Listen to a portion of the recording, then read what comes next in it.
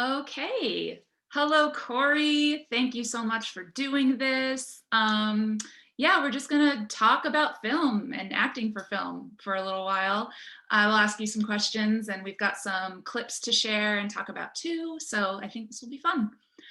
First of all, Corey, can you please just introduce yourself, explain what you do at SMCC? Sure. So my name's Corey Norman. I've been a full-time faculty member at SMCC for 12 years now. Before that, I was an adjunct for 3. So I've been here quite a while. In fact, I feel like I've been here almost half my life at this point. Um, Anywho, I teach the film and video production classes here at SMCC. This semester, I am teaching 7, so there are plenty of classes to be had. My particular niche is in the world of production. So we teach everything from a video and audio basics course, which kind of gives all of our students a bit of an overview. We then get specific with classes like video on location 1 and 2, which are video field production classes. This semester starts, I think, what is the coolest thing that we do at SMCC. This is obviously the fall semester, which means we are on the first half of the main Mayhem cycle. What that is for folks that don't know is Main Mayhem is something that we do that is wholly unique to SMCC. It is a film festival geared specifically to second-year SMCC students that culminates with a theatrical tour around the state of Maine. In the fall semester, I've got 20 students who have all developed 20-page screenplays. They're now going through all of the pre-production, the location scouting, the casting, all the fun things. And then at the end of the semester, they actually have to pitch to a panel of industry film producers. In the past, this has been everybody from Zach Zamboni, who is one of Anthony Bourdain's directors of photography, Jameson Smith, who was an OK Go creative director. He did a bunch of their music videos.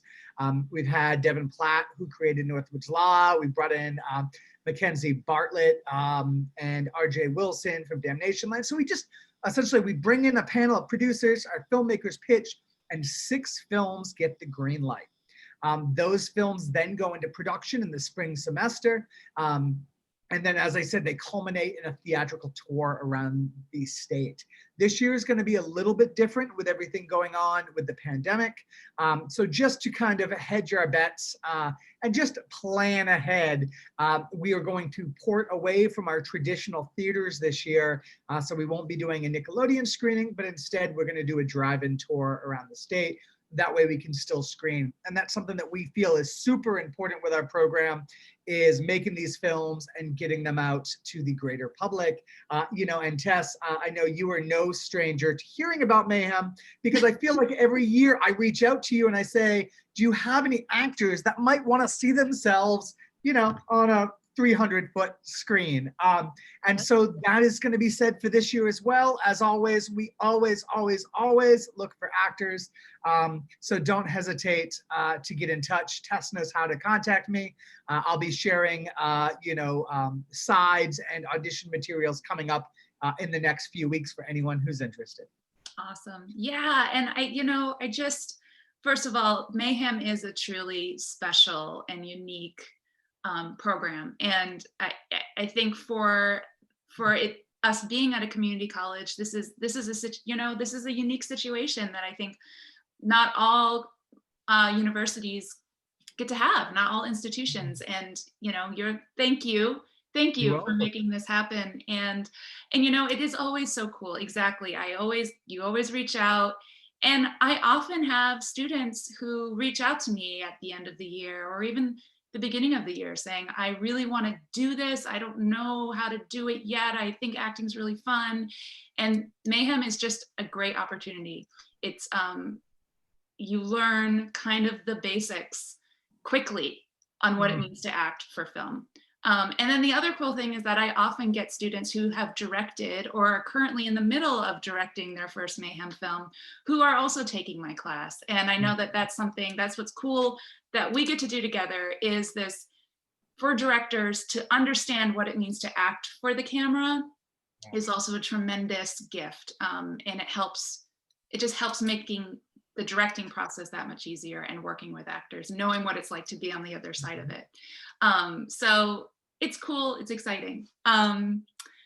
So with that in mind, I think one thing that I've been trying to kind of get across to my students, but which I think from your perspective would be really valuable, is just talking about what it's like to act a day in the life for an actor on a film set. You know, I have my own experience, but you know, my background is in theater. So I think as someone who has produced so much film and directed so much film, um, you know, what from your perspective, what should an actor expect? What's a good way to prepare? I'd love to hear your thoughts on that. Well, let's pick it up, right from a few days prior to even getting on set, because I think that's important to note. So a couple of things that are going to happen. First of all, you are going to get your script in advance. And it's essential that you know your lines and you've asked any questions and communicated them with the director before even getting on set. I'll tell you right now, if an actor shows up on set and doesn't know their lines, I don't even know if I'll continue with them that day. I might recast on the spot. So that's kind of a huge thing. Most actors do come prepared, but once in a while, you might have a new actor that just hasn't put in that time. So that's kind of number one. Number two is generally within 48 hours of production, you're going to receive something called a call sheet. This is going to be a document that's going to have all the relevant information that you need going into production. It'll have, important people's phone numbers. It'll tell you where to be, what time to be. If there's anything you need to know, it'll all be conveyed on there. Most of the time, it'll even tell you what you're having for lunch. So definitely make sure that, you read that over. If you don't understand anything, don't ever make an assumption. Just ask your assistant director or your production manager. Those are going to be the two people that you're going to talk with the most leading up to the actual production in terms of anything logistics wise.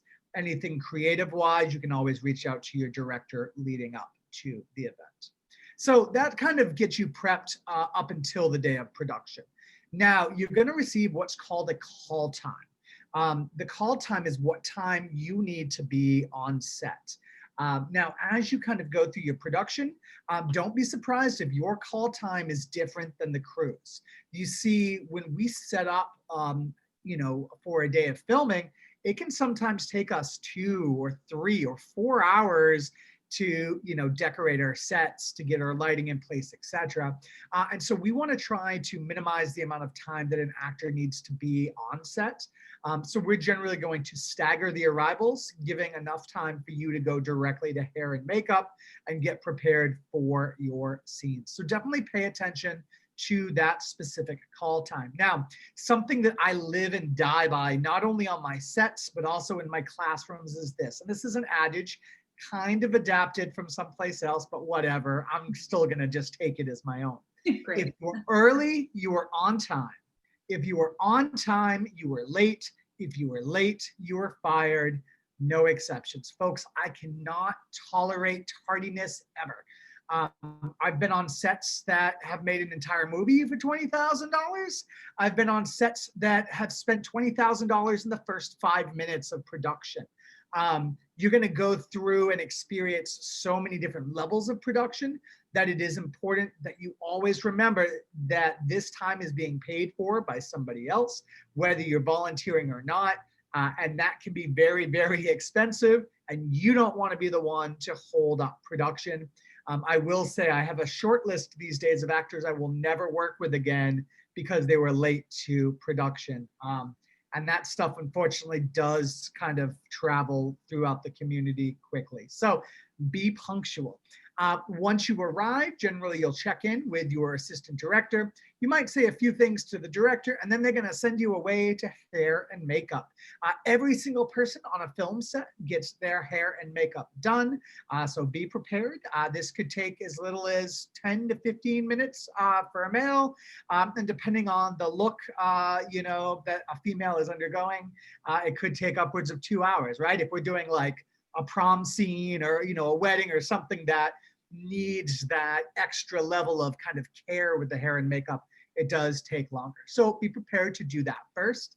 From there, what will happen after that is done is you will get called to set. Now, I do want to throw out a quick caveat. Sometimes the hair and makeup and this next phase can be flopped depending on the overall schedule of production. But regardless, the next thing that will happen is you will come down to set, and alongside the other actors and the director, you will begin blocking your actions. We'll always block first. And so what blocking is essentially figuring out our predetermined motions across the stage, so that you know exactly where you're going to be. Now, this is going to be important because this is going to allow camera to make sure they're in the right position. And this is going to allow your grip and electric team to make sure that your key moments or your key actions are properly illuminated by our lights. So it is important that we work around kind of these zones. Generally, during blocking, the set is quiet and most people are going to stop what they're doing during that time. This is because the director doesn't want any distractions while they're trying to work through these logistics with the actor. Now, as an actor, don't be afraid as you're going through this process. If you're trying something, the director's having you take motions, don't be afraid to suggest something, especially if you don't feel like something is working for you. The director-actor relationship is very much a collaboration. It should never be a dictatorship. So because of that, it is important that you do advocate for yourself and your needs as you go through. Now, kind of to go off that, when I step into a scene, I'll tell my actor, okay, you're going to need to pick up this cup. I want you to move to the window. You're going to look out before moving here. I'm going to give them a cursory set of instructions, and then I'm going to let the actor find their own space. I feel like, again, as a director, it's important for me because I want to collaborate with my actor and see what they bring to the table. Once they've gone through their motions, then I'll go through and we'll kind of fine tune things. Maybe they turned a specific way that turned them away from camera, whereas turning in the opposite direction will open them up to camera. Those will be the little things that we kind of will adjust as we go through a scene. So generally we do all of this ahead of time. So we'll do our blocking. Once the blocking is done, we'll take some time to set up lights. Sometimes this is when we'll send you to hair and makeup. Once everything is set, once hair and makeup is set, once the lighting is set, camera is set, we'll do last looks and we'll do an actual rehearsal. We'll never run on the first rehearsal. And I think that this is important. This is going to allow our camera during the rehearsal to do things like make sure their focus is set for every mark in the room. So during a rehearsal, we do sometimes we'll ask the actors to stop, hold, so we can set a focus mark and then continue on. Generally, the rehearsals, we do not go to an 11. So if you have an emotionally charged scene, we're going through it, but you are not going to give it your all yet. So we'll rehearse, we'll make sure we're good, and then we will step back and we'll actually take our shot. Now, the interesting thing about film, unlike stage, is a scene is comprised of anywhere from 2 to 20 shots, which means we're going to now have to do the same thing again and again and again and again, which means you as an actor is going to have to stay at that emotional level that you are at, which can sometimes be tricky, but we'll talk about that a little bit later. The other thing is you have to make sure your continuity is going to be the same. So if you're going to pick up that glass with the right hand, it's going to be imperative that in every single take, you pick up the glass with the right hand. This is why this very first shot we're going to run is almost always going to be a wide shot, and I'll give you the exception in just a little bit. This way, we run the entirety of the scene. You can kind of go through and make sure your actions and everything are established in this wide, and then when we do these tighter kind of punch-ins, you'll already know exactly what it is you're doing. Fear not. I know this can seem like a lot while you're trying to maintain continuity with your performance. We do have somebody on set called a script supervisor who is actually going to watch all of your continuity. And if you're not doing something right, they're going to let you know to take a little bit of that pressure off you. So we'll run our first take. Now, keep in mind, there are multiple things at play here on whether or not that take works. Performance is only one of them. On top of that, we need to make sure that the camera is in focus. We need to make sure the frame is right. We need to make sure that we have no malfunctions, etc. Um, we could do a scene 6 or 7 times and your performance could be flawless every time. But if one of these other elements aren't being hit, we're going to have to keep going through until everything does gel together. This is one of the reasons we do those rehearsals, and that's a way that we can just make sure that things like focus, etc., we know those marks, we've got them committed to memory to help cut down this performance time. Personally, as a director, once we have the take, I'm going to move on. That being said, with a lot of new directors, get prepared to hear this line, one more for safety. This is something that a lot of newer directors are going to do, and it's simply to give them a safety shot in the can so that if anything happened to be wrong with that first take, they've got a backup. As your directors become more and more confident, they'll slowly stop asking for the safeties. They'll know they have it. However, be prepared, especially on a mayhem film, to get this. Now, once that whole first shot has been done, then we're going to move on, which means we're going to go to our next setup. Now, if you're dealing with a director who's really thought out production, they're going to simply change lenses. We're going to lens in. When I shoot a film, I set up my first camera position and I will shoot it at a 24 millimeter, which is a relatively wide vista, right? So if I were just standing shooting you, we're going to be like maybe knees up in a 24. Then I'll move into a 50, and at a 50, we're kind of, somewhere between a waist and a chest up. And then I'll move into an 85, which is a tight. So by doing this, it takes 3 to 5 minutes to do a lens swap. And then other than that, we can get right back into the scene. So I personally prefer this method because it allows us to keep you kind of in your emotional state without having to wait an hour before we're running again. Now, once we've run through and we've done all of those particular angles, then we will move to the next camera position. Anytime we move camera positions, there is a reset. And this reset could take as little as 10 minutes. It could take as long as an hour or an hour and a half. So be prepared to wait. That is the name of the game on a film set for an actor.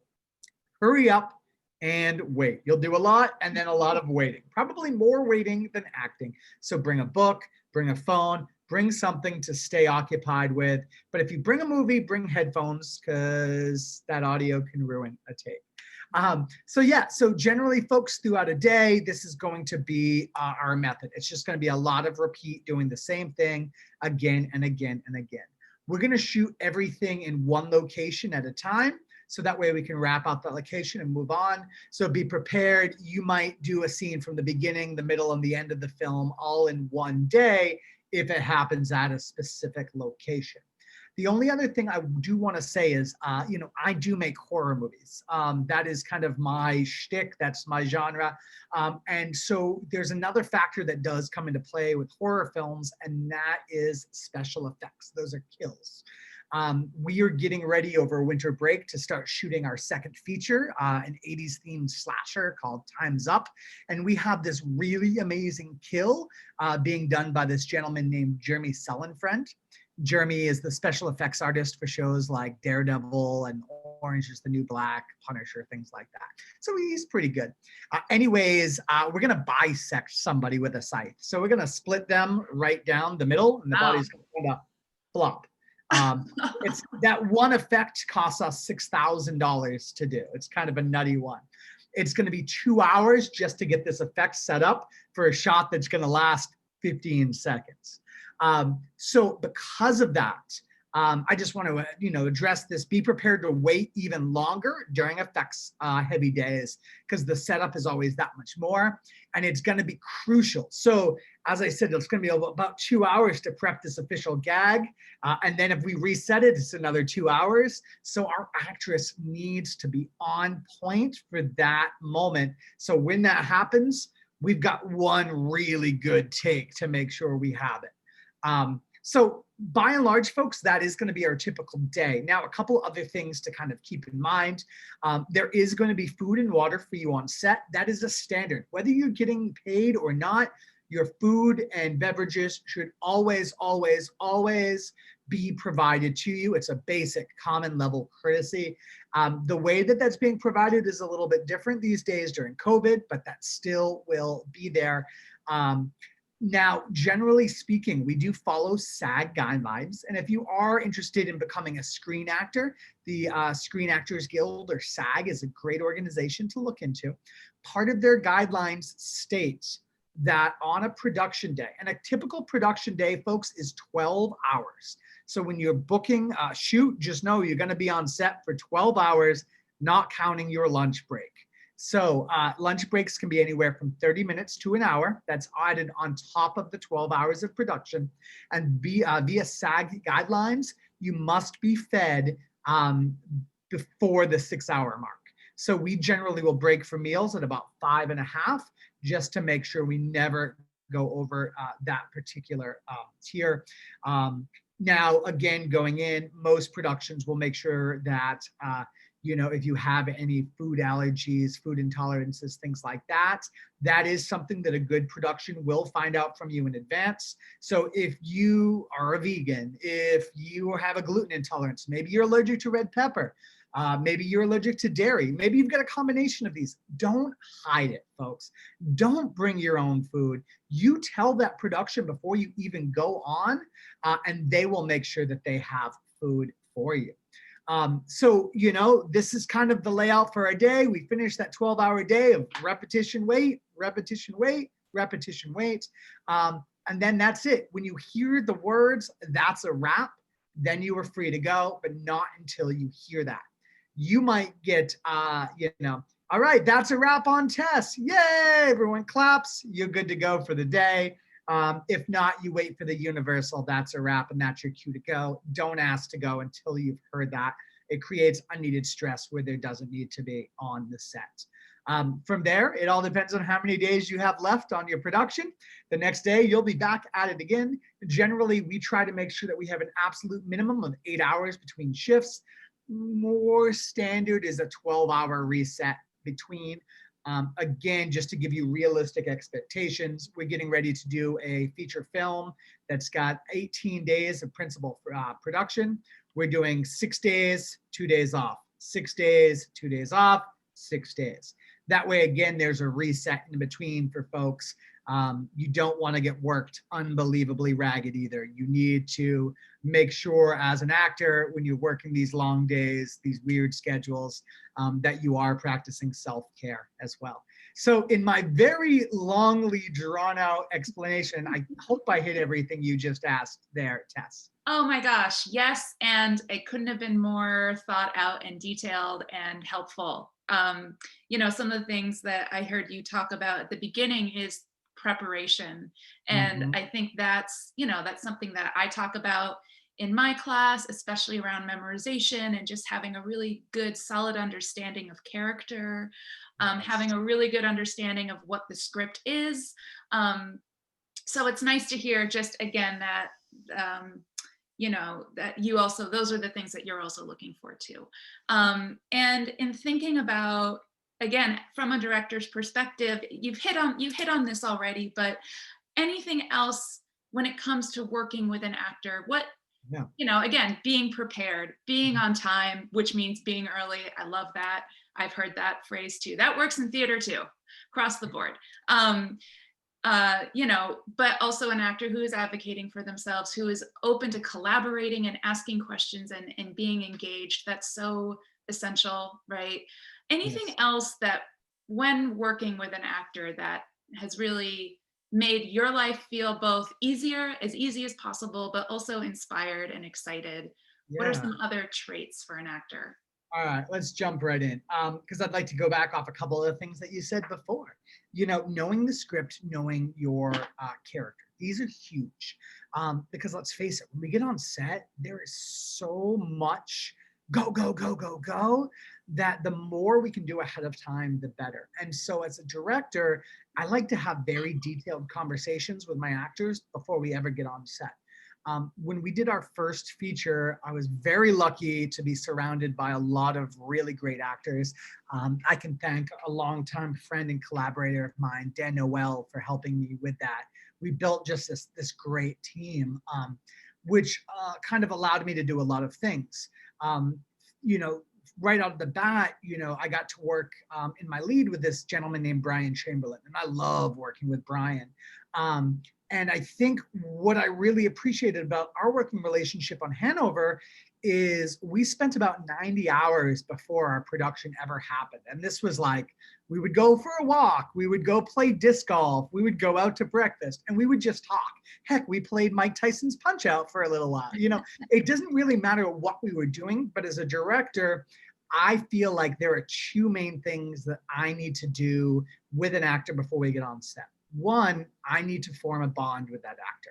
This is extremely important. And this is why you'll find a lot of directors use the same talent again and again and again, right? This is why, you're watching a Tarantino movie and you see Uma Thurman, or you see Michael Madsen, or, one of the regulars. You watch a Tim Burton movie and you're seeing Helena Bonham Carter, or, Johnny Depp. It's the actor. Once you have that bond, there's this trust between the director and the talent. And when you can form that trust in advance, the actor generally tends to be willing to take many more chances, knowing that the director is not going to ask them to do anything that, hurts them or makes them vulnerable. You got to remember too, if you're doing anything emotionally charged, you're going to go to some spots that might not be good. I mean, let's face it, right? Maybe you're going to be falling down a role of psychosis, right? Maybe you're playing somebody who's struggling with mental health. I mean, these are very real problems, folks. And if they're not dealt with properly, and I'm sorry, I go on tangents, Tess, bad things can happen. You look at some of the great actors out there, folks like Heath Ledger, who get so consumed by their roles that it kills them, right? To get into the role of the Joker in The Dark Knight, he took just every drug under the sun, locked himself in a hotel room for months, no connection to the outside role, and just filled journal after journal as this character. It consumed him to the point where it just wasn't a good thing. So with the director, you need to be able to form that bond with the actor to prevent things like that from happening, and to find methods to bring them back when they have gone too far, and to be able to recognize when they've gone too far. Yeah.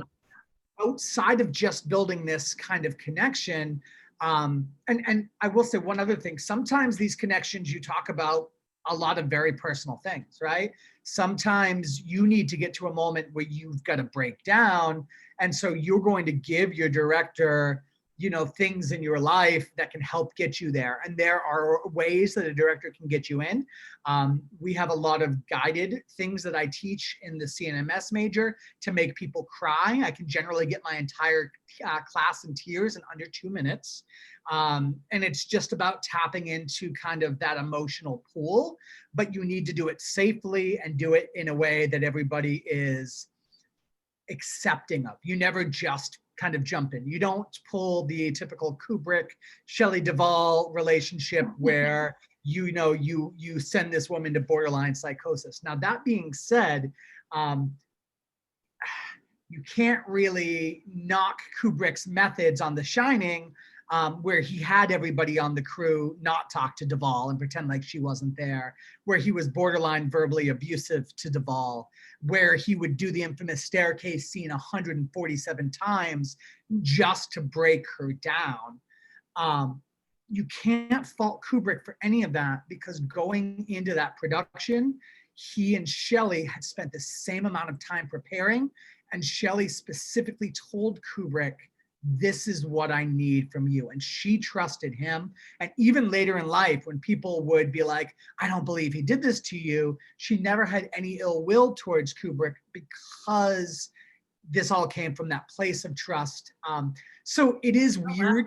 Yeah. So I didn't know that. That's a fascinating story. Yeah. So you just have to know these. So I've been in instances with actresses where it's okay, we're going to get to this emotional point. I lost this dog when I was 10. That was my thing. Cool. That's our wealth. That's what we're going into. Yeah. I've had another actress, though, who actually shared with me a lot of information about being in a very abusive relationship. And it was something that she wanted me to know. And when we got into the scene, if she couldn't get to where she needed to be, that was something that she wanted to put on the table as a tool to get her there. Was I comfortable going there? No. Mm. Did we have to go there to get her into the role? Yes. And when it was done, did I give her a ginormous hug? You better believe it. Because again, it all comes from trust, and it all comes from that relationship that you predetermine. The other big thing that happens, aside from just building that trust, is we want to talk about every nuance of that character. Now, my students, when they're writing a script, I make them fill out these 7-8 page character profiles. So they know every little detail about these characters, stuff that far exceeds what you read in a script. We then take it a lot further and do a whole bunch of hot seat improv exercises, etc., to just, again, really know this character. They have a good starting point. Your job is to flesh that character with them out even more, to the point where if you know that character really well, you can look at the script and say, well, we talked about the character in all these instances. Do you think, given that information, they would respond this way in a scene? Or, in the case of Hanover House with Brian, there were times when, kind of going through these instances, we were actually able to take some of his real life experiences and kind of pepper them in a little bit more to the scenes in advance to help give him a little more of that emotional concreteness. Now, by doing all this kind of front loading, what's awesome is when we get on set, it really just becomes these fine tuning adjustments. We don't need to take crazy chances. There are times when we definitely can try things and experiment, but we have such a good indication of where we want to start that oftentimes it's just fine tuning on set. Now, every actor does like to get this feedback differently. And so again, in that front loading, it's important for you as an actor to advocate with the director about how you want that communication. Some folks just want you to keep restaging what you want to help them find it. I find that if an actor is close, right? So Tess, you've gone into this moment, maybe you're getting mauled by something, right? This was kind of a funny side note. I had an actress getting mauled by a werewolf one time, and going into the scene, she knew where she needed to be, and she gave me take number 1, and I said, okay, on a scale of 1 to 10, you just gave me a 4. I need an 11. So she went back in again a second time. And okay, we had the baseline. I said, that was great. Now you're at a 6. We still need to go to an 11. And so she thought she was so over the top, but using this simple scale system, I found is easy for those fine tuning adjustments where you need to push something a little more one way or the other. Yeah. That being said, sometimes you get on set, you've got to find the motivation, right? And that's okay. One thing, however, I never want you as an actor to accept from a director is a line reading. Line reading is something that no director should ever do. My students know better. So if they make you do a line reading, you come and tell me. What is a line reading? That's when you say it like this. I don't want to go to school today. Okay, just repeat that back. Well, that's bad, because when you are given a line reading, you're going to simply mimic that line reading, and it's going to take you out of the character and take the emotional impact out of the character as well. So, don't ever accept that. And if you do all this cool pre-pro that we were just talking about, you will be so far past that point that you will never be asked to do said line reading. Yeah. Yeah. And that's such a great reminder. And I think that also shows that, a director can trust their actor to make their own decisions around how they're going to say their lines. And it's on the director to provide a larger context and a larger understanding if the director isn't getting what they want. And again, I think you do a great job of breaking down that relationship between actor and director, building that trust so that on the day of the shoot, there isn't this sort of like dictator, hierarchical directors looking down at the actor and just making like gross judgment, right? It's a communication, it's an understanding. Yeah. Thank you. Right. So, and I also want to emphasize too, right, for folks who are just starting out, these are the jewels that you can sort of start thinking about. But the more filming you do, the more experience you gain, the more confidence you're going to develop too, right? And feeling like, oh my gosh, there's so much I have to do and I've never been on a film set before. Oh my God, this is so overwhelming, right? This is just valuable stuff that you just keep in the back of your brain. And again, that confidence is going to build the more experience you have. Actually, Okay, so so really fast, Tess, before yeah, we move on, I just want to quickly just jump in off something you said. So folks, Tess just hit something huge, right? The confidence is going to build. I want to be very honest with you about something. Most of the actors that I've ever worked with, even when they come off on the surface as being these super self-confident people, are always very, very vulnerable. And there's always a level of self-doubt that does come in. So if you do feel that, don't beat yourself up over that. Just know that that's a really big part of what we're doing, right? If you feel that, convey that to your director so that your director can nurture you throughout the production. That way there won't ever be any questions. Now, also that being said, something that I want any of you doing theater to keep in mind is, I know in the theater world, if the director doesn't give you feedback, that means that, try something different, right? In the film world, when the director doesn't give you feedback, that means you're doing it perfectly. Keep doing it. Now, oftentimes new directors, when you're just nailing it, they just forget to be like, hey, that was awesome. We got to do it again, but it's not your fault. It's because the camera missed focus, right? So it's going to be important that, again, if you need that reassurance, that you ask for it and you get it, because oftentimes these new directors are going to sometimes get so caught up on running the entire set that they are going to forget that element. So again, a couple helpful things to keep in mind. yeah, and that's a good reminder too, right? This is a community of people working together to tell a story. It's not one person's vision, right? The director has a vision, but it takes so many people to be working together in order for that vision to come to fruition. So understanding the director's human, you're human, the sound person's human, the lighting person's human. Everyone's just trying to make it work the best they can. Excellent. So, okay, so I want to be conscious of time. Let's watch a couple of clips. Let's watch 2 clips. And these are, again, we're just going to watch one, talk about it, and then watch the other one. Again, thinking about it with new perspective and with you sharing. I know, Corey, you chose the clips. So Yeah. why don't you introduce the first one and we'll go from there. Sure. So I think we're going to start with a proof of concept scene from the upcoming feature Time's Up. A proof of concept scene, folks, is something that we shoot before the movie even happens. And it's something that we do in order to raise funds for the movie. In this case, we launched a campaign on Indiegogo, which is a crowdfunding platform. And, if you like what you see, it's still going. Buy cool perks. We're up to 65,000 raised so far for this particular project. The scene itself was shot at Schoolhouse Performing Arts Center. And I chose this one for a couple of reasons. I have 3 characters within this particular scene, and I'm going to give you just a little context before we jump in. So this scene comes later in the film, and we have 3 characters. We have Coach Cliff Horton, who's one of our leads. We have the character of Alicia, who is on stage and injured at this point. She has just sustained an injury to her leg.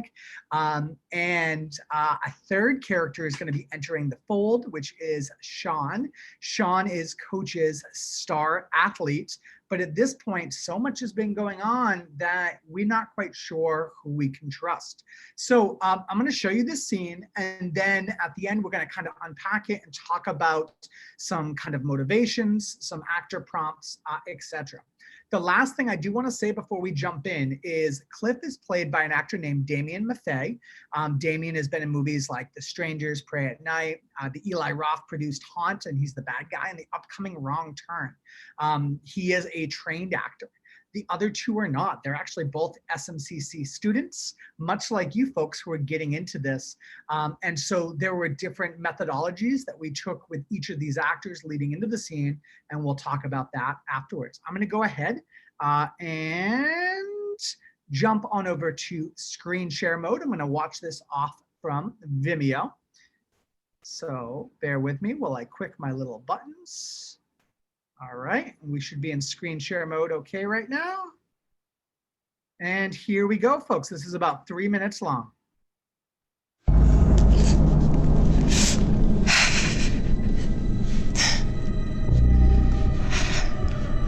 Why put us through all this?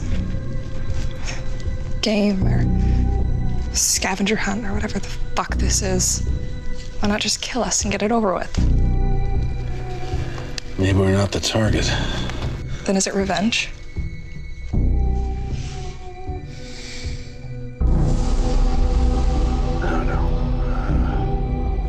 All right, look. Do you think you can walk? We gotta get to a phone.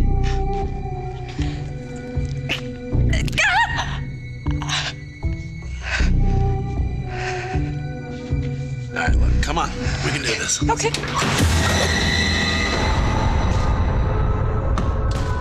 Coach! Sean, I thought you were dead. So did I. Well, about you, of course. yeah, just stop. Stop right there, okay? Don't come any closer. Come on, Coach, you know me. I don't know anyone right now. Do you know her? It's not him. Look, he may be an asshole, but he's not smart enough to pull something like this off. Fuck you! Sean, don't come any closer. How do we know we can trust her? Can we just please get out of here? And go where? That wasn't an invitation. Sean, back the fuck up. Put the bat down and shut up. Forget about it. You two have a nice life together. Sean, behind you!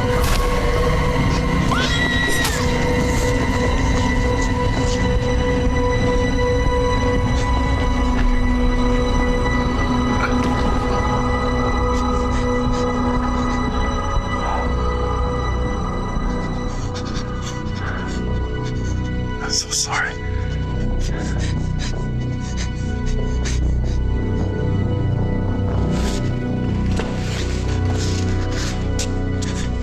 Let's go.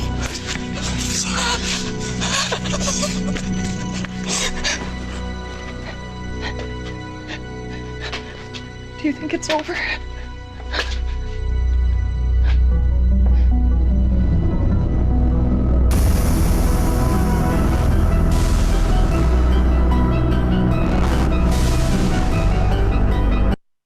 Oh, So that particular scene that we just looked at was shot over the course of one evening. So that is a 12-hour day.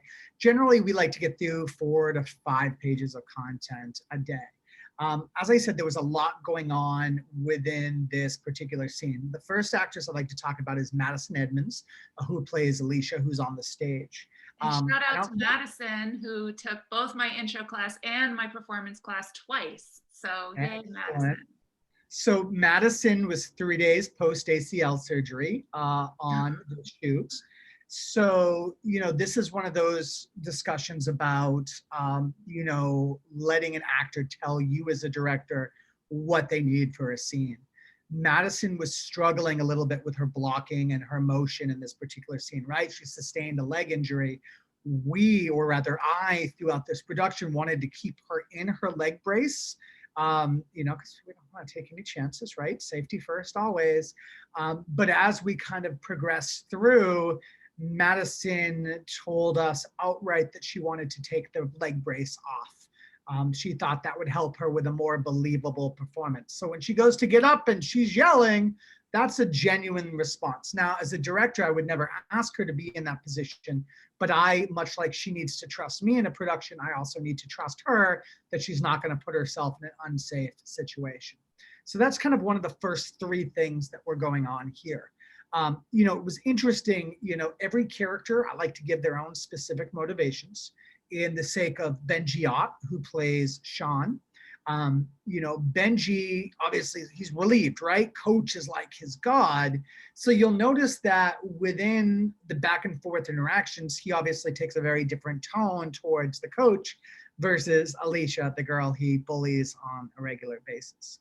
Now, earlier we talked a bit about blocking, right? We talked about how blocking was going to be this big thing. And we actually found that that staircase walk was something that we initially blocked and had to scrap and redo as we moved in, because the first sort of blocking just didn't feel organic. We had too much hurrying and it didn't feel right. One thing that I felt like we needed for the scene itself to build tension was to have him slowly encroaching and encroaching and encroaching, and finally stop the encroaching only at the moment of the turn. So kind of because of that, we changed that blocking, throughout the scene to kind of mimic that.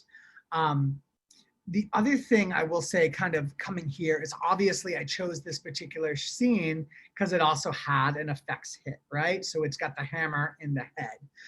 Now, generally, these kind of motions are going to be done in two parts. We use 1 + 1 = 2. This is the same kind of effect that was used in something like Texas Chainsaw Massacre that got it its infamous NC-17 rating for the meat hook going through the back of the young lady's back, which never happened.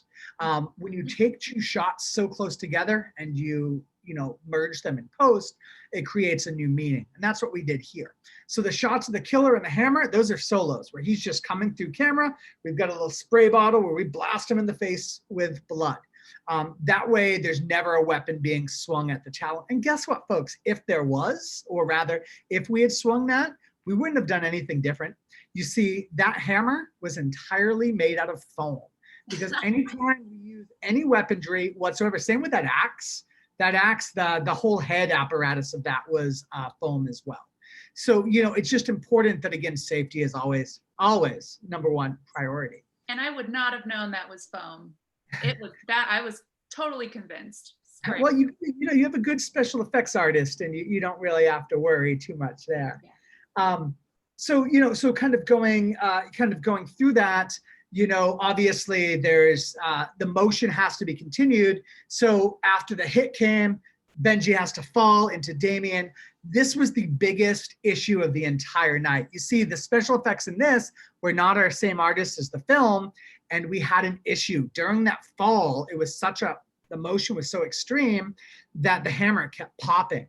And so this is one of those times where having an actor who is willing to go above and beyond makes us as directors feel very blessed and special.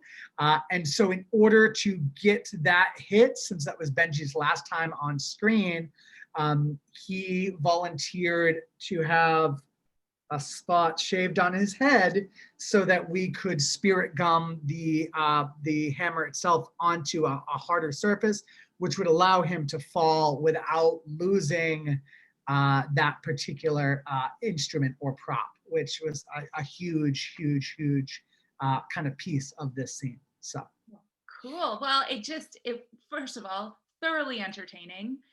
The suspense, the effect of the music, the music that was playing throughout the whole thing really helped to build that suspense. And I think in just a great example of how sound and post music, like after the film is shot, when the music is put in after, it can really help to tell the story.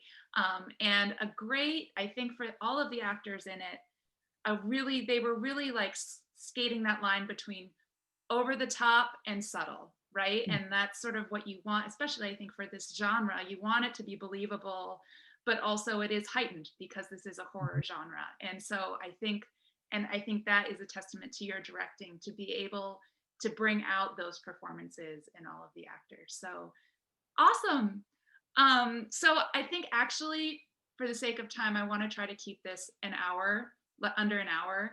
So I think let's move on to the final little section of the interview, which again, and this is just, I think this is a question that a lot of young actors are thinking right now, is what, if you have advice for people who are starting out now, who are like, I'm into this, I don't have a lot of experience yet, but I think I want to pursue this as a career, right? It's always challenging to pursue this as a career, but we are in a unique situation right now with COVID, which I think is adding to that big question of like, how do I do this if I'm not allowed, if I can't be in the same room as other actors, or safety and health and all of that stuff. So any advice you have would be great. Sure. So I have two main pieces of advice. Number one, when folks here in Maine tell you that you cannot make a career doing what you want to be doing, don't listen to a damn word they have to tell you. That's number one. If I had listened to every single person who told me that I wouldn't be able to make movies in Maine, well, then I just wouldn't be making movies in Maine as opposed to having 8 films released worldwide at this point, right? So definitely, you know, unfortunately, a lot of folks just don't understand this kind of medium, and so they just don't. I don't know. It's hard to kind of put that into words, but definitely just go ahead, forget the naysayers, forget the doubters. If this is what you want to do it. And I think kind of going off that, just act, right? Just do it. Act in plays, act in your friends' films, you know, heck, you know, make a character, start a YouTube channel. It doesn't matter what you're doing as long as you're getting out and acting. Take everything, folks. You know, don't wait for that big payday. Because I'll be honest with you, I make indie horror films. You know, I'm on this next film. I'm working with folks from a lot of my favorite horror movies, right? We still have peanuts. And so most an actor is making is SAG ultra low for the day, which is $125. And these are the people at the top of their craft, right? There are tiers to productions. And so keep that in mind and don't let that deter you, because you might work on something for free, but on that shoot, you meet person X, Y, and Z who gets you onto other productions, and maybe one of them's a corporate gig, and now you made $1,200 for the day. You know, so every gig, whether it's paid or unpaid, show up, give it 110%, because you never know who you are going to meet on that set, and you're never going to know what kind of work that's going to lead you to. So that would be, I guess that would be my biggest thing, is just get out, act, and always make sure you get a copy of the scenes that you are in. I will say my students are always looking for actors, so there's never an excuse if you want to act. Feel free. Tess knows how to get in contact with me. And not just Mayhem, but also my on location and advanced on location classes need actors on the regular basis. Yeah, thank you. And I think also to remember, we are in a unique situation right now, but people are getting creative and figuring out how to film safely with, you know, following like proper COVID protocol. And also this will be over. This will end eventually. And so this is the perfect time to take classes, to learn monologues and memorize them and practice and record yourself and watch yourself. Send your monologues to your friends, have them watch your acting, right? You can always be working on your craft, and it doesn't matter, COVID or not, to be an actor means to do a lot of work on your own anyway. So it's really good to keep that perspective. Corey, thank you so much. This was so valuable, so fun. Your insight is just, you know what you're doing.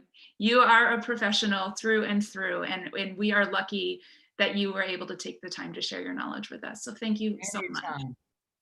Anytime, Tess.